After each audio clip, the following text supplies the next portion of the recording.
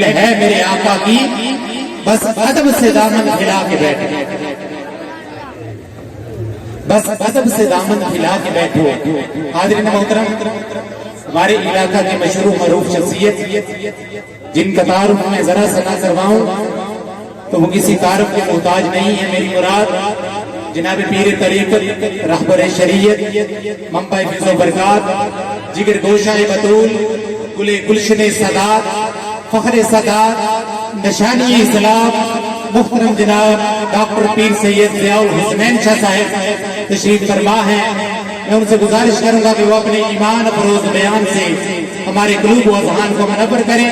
ان کی آمد سے پہلے ایک نعرہ بلند کریں، نعرہ تکبیر، نعرہ رسالت، نعرہ حیدری، آستانہ عالیہ وین شریف، محترم جناب ڈاکٹر پیر سید ضیاء الحسنین شاہ صاحب۔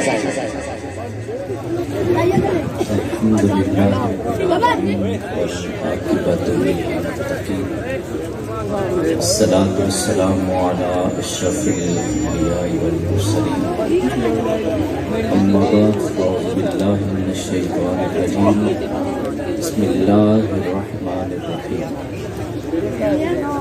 هو الذي أرسل رسوله بالهدى ودين الحق ليظهره على الدين كله صدق الله العظيم وصدق رسوله النبي الكريم إن الله وملائكته يصلون على النبي يا أيها الذين آمنوا صلوا عليه وسلموا تسليما الصلاة والسلام عليك يا رسول الله الصلاة والسلام عليك يا حبيب الله الصلاة والسلام عليك يا خطيب الأنبياء والمرسلين مولاي صل وسلم دائما أبدا على حبيبك خير الخلق كلهم يا رب بالمصطفى بلغ مقاصدنا واغفر لنا ما مضى يا واسع الكرم هو الحبيب الذي ترجى شفاعته لكل حول من الأحوال مفتح محمد سيد الكونين والثقلين والفريقين من عرب ومن عجم الحمد لله على نعمة الإسلام وكفى بها النعمة الحمد لله على نعمة الإسلام وكفى بها النعمة الحمد لله على نعمة الإسلام وكفى بها النعمة حضرت ابی بکر زیب مسند صدارت انتہائی معزز محترم محتشم بہت ہی خوبصورت شخصیت حضرت قبلہ صوفی محمد فداء الحق زیدہ مجدہ آستانہ عالیہ سہالیہ شریف، اور میں مبارکباد پیش کرتا ہوں اہلیان کندن پور کو جنہوں نے خلوص کے ساتھ اس خوبصورت بزم کا انعقاد کیا ہے۔ اللہ رب العزت سے دعا ہے اللہ کریم آپ کی توفیقات میں اضافہ فرمائے اور اس محفل پاک کو اپنی بارگاہ میں قبول و منظور فرمائے۔ میں آپ لوگوں اپنی گفتگو میں مصروف ہیں، میں اپنی گفتگو میں مصروف ہوں، تو جو مذہبی پروگرام ہوتے ہیں، جو میلاد کی محافل ہوتی ہیں، یہ دراصل تربیت گاہ ہوتی ہے۔ کیا ہوتا ہے یہ؟ اس کا مقصد کیا ہوتا ہے؟ تربیت ہوتی ہے۔ ذکر مصطفیٰ صلی اللہ علیہ وسلم اور نبی کریم صلی اللہ علیہ وسلم کی یاد کی محفل یہ بابرکت ہوتی ہے، تو اس ہر جگہ کے آداب ہوتے ہیں، ہر ذکر کے آداب ہوتے ہیں۔ میں آپ لوگوں سے یہ درخواست کروں گا کہ تھوڑی دیر کے لیے اگر آپ خاموشی اختیار کر لیں. آپ بولتے رہیں گے لیکن تقریر میں نے کرنی ہے، میں اپنا وقت پورا کروں گا. تو میں نے قرآن کریم سے ایک آیہ مبارکہ تلاوت کی. اس میں اللہ رب العزت نے مقاصد میلاد کو بیان کیا ہے. کس کو بیان کیا ہے؟ حضور علیہ الصلاۃ والسلام کی آمد کے مقاصد کیا ہیں.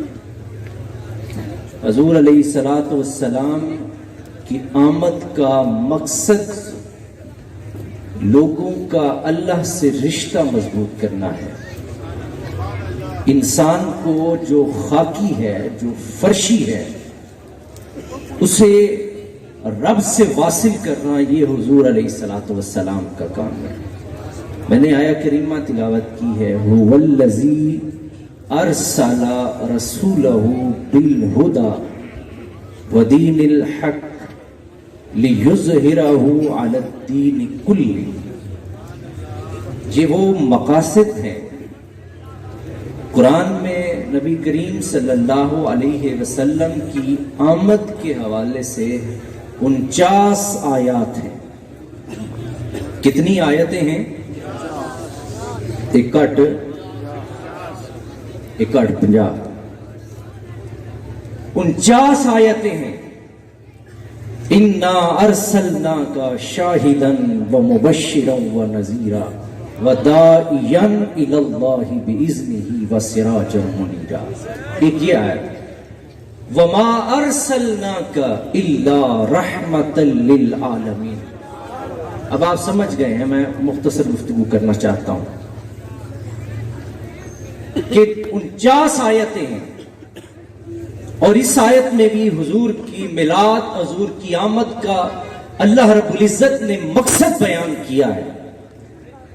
هو الذی ارسل رسولہ بالہدی. لوگوں، یہ وہ ذات ہے جو ہدایت کا مرکز ہے، جو ہدایت کا منبع ہے. یہ وہ ذات ہے جہاں گمراہوں کو راہ مل جائے، جہاں پر محروموں کو عطا کر دیا جائے گا. اور پھر کیا ارشاد فرمایا؟ هو الذی ارسل رسولہ بالہدی. ہدایت جس کی ہمیں اشد ضرورت ہے، وہ ہدایت کیا ہے؟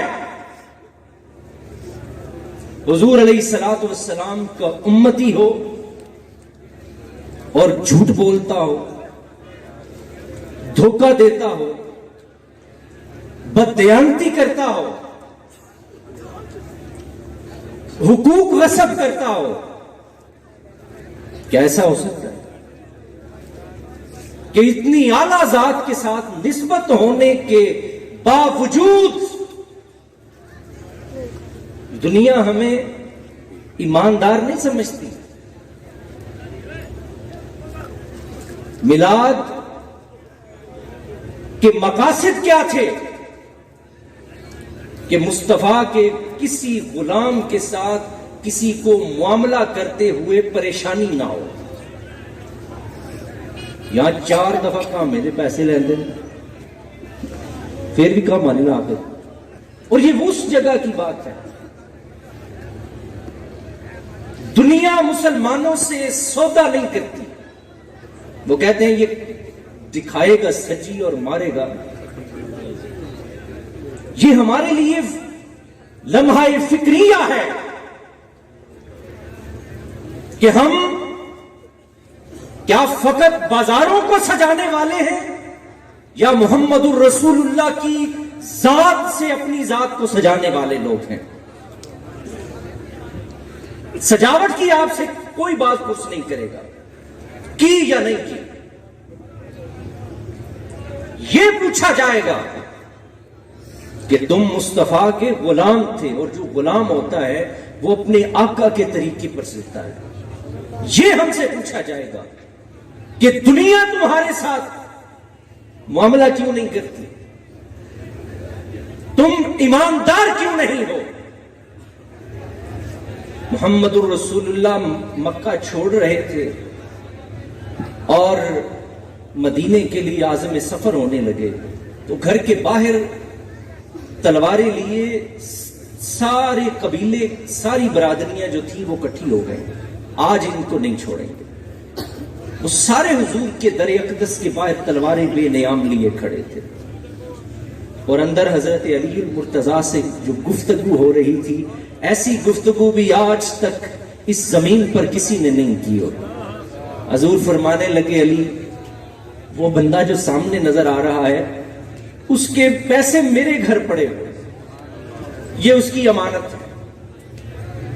فلاں شخص وہ جو قبیلے کا نوجوان کھڑا ہے، اس کے پیسے، اس کا زیور میرے گھر میں پڑا ہوا ہے، ان سب کی امانتیں میرے گھر ہیں۔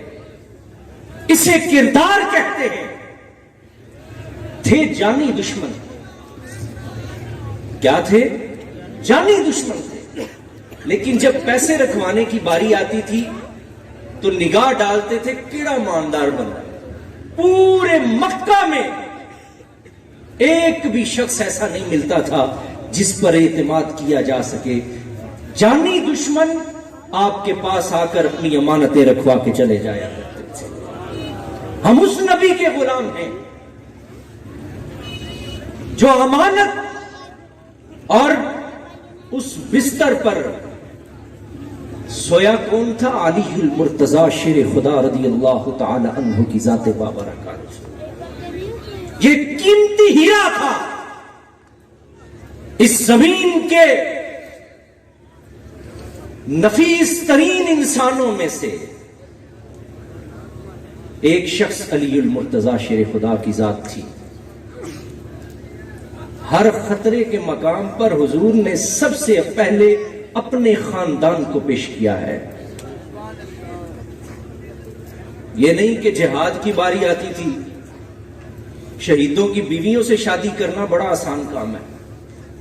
ہمارے امیر صاحب نے بڑا وہ احسان کیا، فلاں شہید کی بیوی سے بھی شادی کر لی، فلاں شہید وہ گیا کشمیر میں تو جو شہید ہو گیا اس کی بیوی سے بھی شادی کر لی۔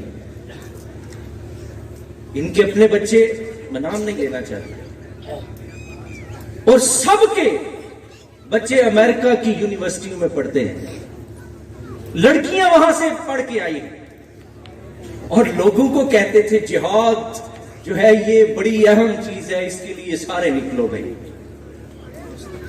محمد الرسول اللہ صلی اللہ علیہ وسلم نے، آپ جانتے ہیں جب مبارزت ہوتی تھی تو کون ہوتا تھا؟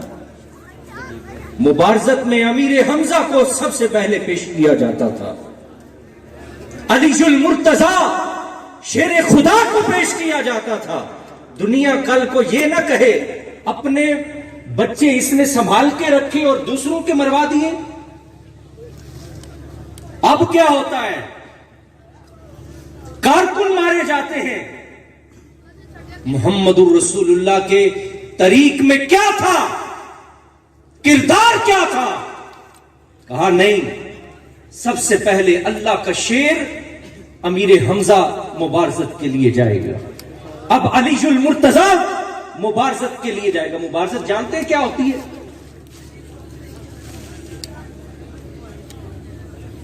میں اس محفل میں جب پہنچا تھا میری طبیعت بڑی خراب ہوئی تھی، اور مجھے شکوہ وہ پتہ نہیں کسی نے فرمائش کی تھی یا کیا کیا تھا، ماں کی شان،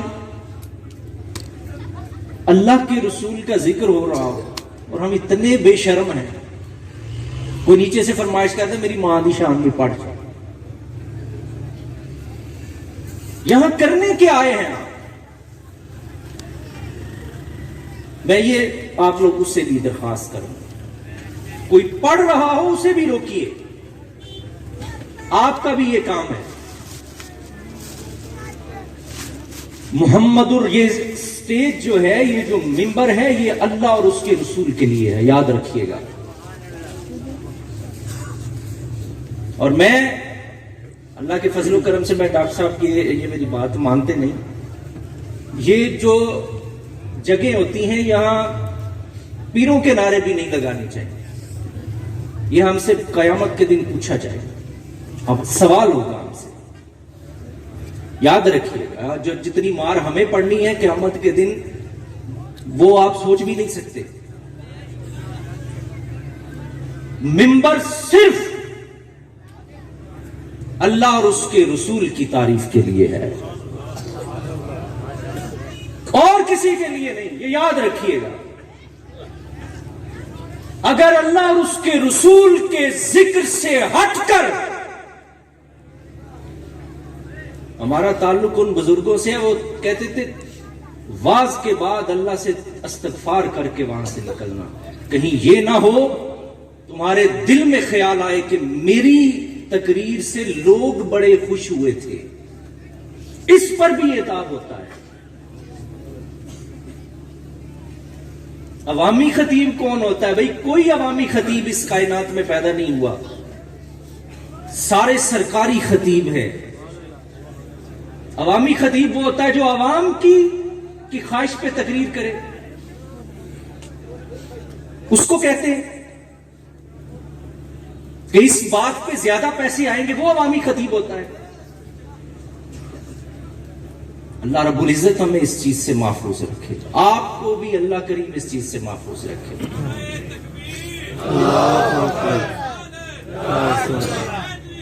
یاد رکھیے گا قیامت کے دن اگر کسی کی کوئی ذات کام آئے گی تو محمد الرسول اللہ کی ذات کام آئے گی. حضور فرماتے ہیں ایک ماں اپنا شیر خوار بچہ اٹھائے ہوئے قیامت کے دن حشر میں آ جائے گی اور آ کر کیا کہے گی؟ مولا اس بچے کو جہنم میں پھینک دے اور میری مغفرت کر دے، مجھے معاف کر دے. یہ ماں کا بڑا مقام ہے، اس میں میں ماں کی توہین نہیں کر رہا، نہ میں باپ کی توہین کر رہا ہوں، لیکن میں آپ سے یہ درخواست کر رہا ہوں کم از کم اس منبر رسول کو بخش دیجئے،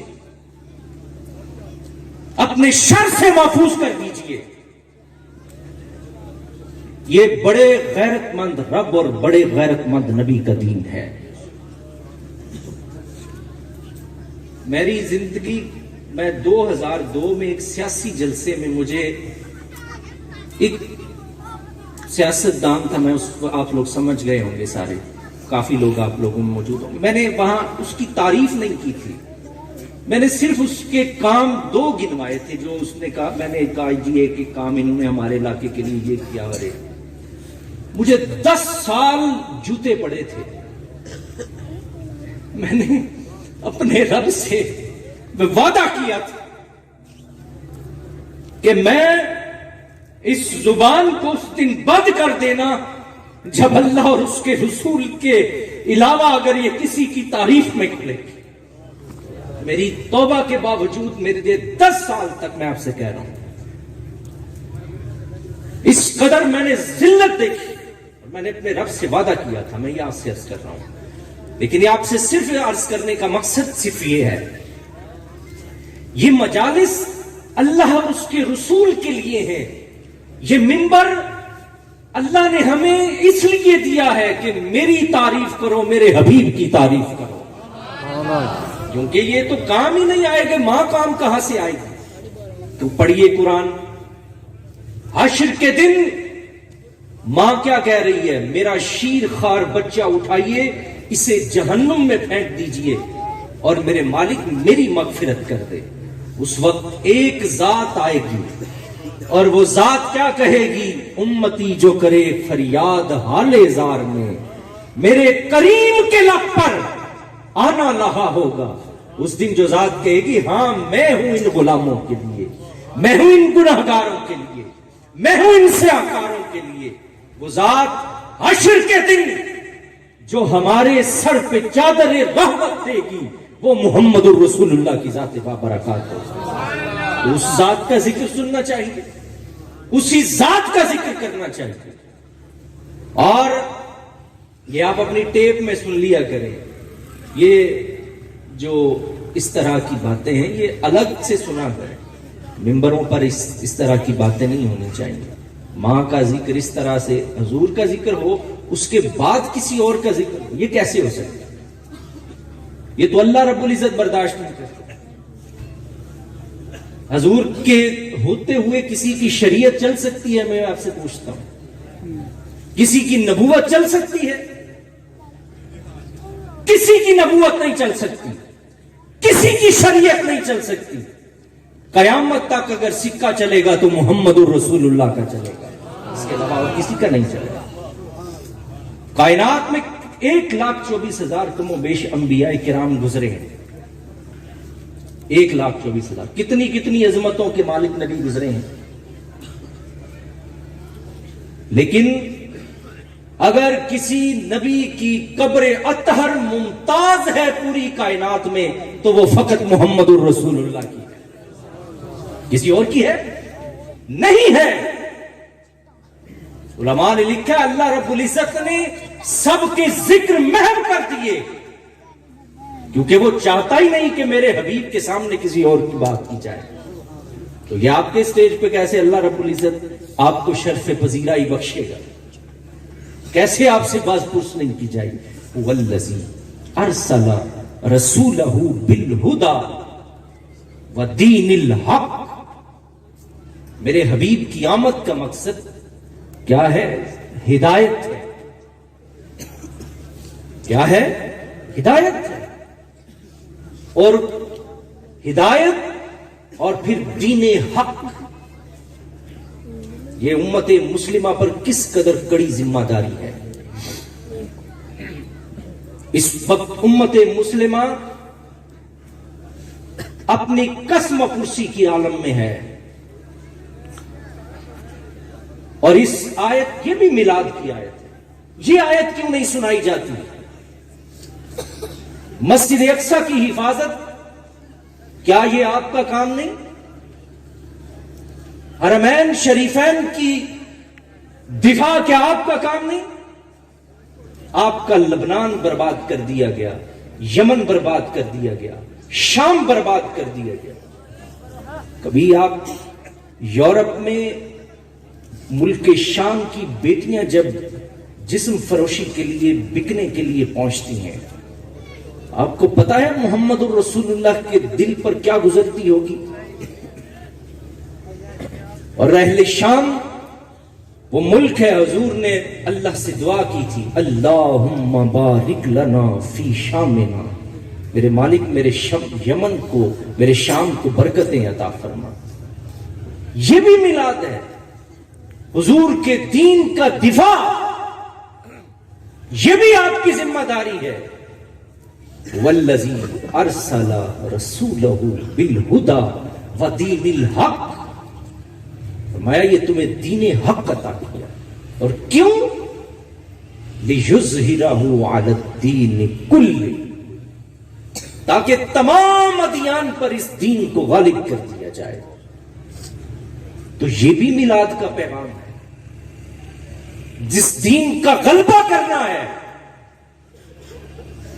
اور اس دین کی حفاظت کرنی ہے, اللہ رب العزت جس جذبے کے ساتھ نوجوانوں نے, اہلیان کندن پور کے جو اس گاؤں میں موجود ہیں, لیکن کچھ ایسے لوگ ہیں جو بیرون ملک رہتے ہیں, تمام لوگوں نے اس پروگرام کے لیے, اور مجھے جہاں تک یاد پڑتا ہے ہمارے علاقے کے جو بڑے پروگرام ہیں ان میں سے یہ میں نے پہلا دیکھا ہے. میں یہ بالکل خوش آمد نہیں کر رہا, حقیقت آپ کے سامنے پیش کر رہا ہوں. تو جس اللہ رب العزت اس کو ہدایت کا باعث بنائے ہمارے لیے, اسے اللہ ہمارے لیے آخرت کو سنوارنے کا, اپنی زندگی کو سنوارنے کا باعث بنائے. میں نے وقت زیادہ لیا ہے, اس کے لیے میں معذرت خواہ ہوں. اللہ رب العزت آپ کو اپنی حفظ و امان میں رکھے. اللہ کریم آپ کے مال جان اولاد کی حفاظت فرمائے. اللہ کریم اس بستی پر اپنی رحمتیں, برکتیں اور اللہ کریم حفظ و امان میں رکھے. وآخر دعوانا ان الحمدللہ رب العالمین. حضرات قبلہ صاحبزادہ علامہ قبلہ پیر سید ضیاء الحسنین شاہ صاحب دامت برکاتہ الخصوصیہ, آپ نے بڑی فکر انگیز گفتگو کی ہے. بلا شبہ وقت کی ضرورت بھی ہے. اللہ آپ کی معروضات اپنے اور اپنے محبوب کی بارگاہ میں قبول و منظور فرمائیں. آپ جو دوست کھڑے ہیں آپ تشریف رکھیں، کیونکہ اب ریحان حفیظ صاحب ہیں اور اعظم قادری صاحب، وہ ساتھ دونوں مہمان پہنچ چکے ہیں آج کی اس محفل کے، اور آپ کے شہر سیالکوٹ کے بڑے خوبصورت ثناخوان برادر اصغر جناب محترم بھائی محمد افضل قادری صاحب، جو ہم سب سے بڑی محبتیں اور بڑا پیار لیتے ہیں اور رابطے میں رہتے ہیں، اور آج اس محفل کے لیے انہوں نے بلا شبہ ثناخوانوں سے بھی بہت رابطہ کیا اور رابطے میں رہے. آج اس محفل میں ایک عمرے کا ٹکٹ ہے. مدینے جانا ہے، وہ بندہ بولے سبحان اللہ، جدا ارادہ ہے مدینے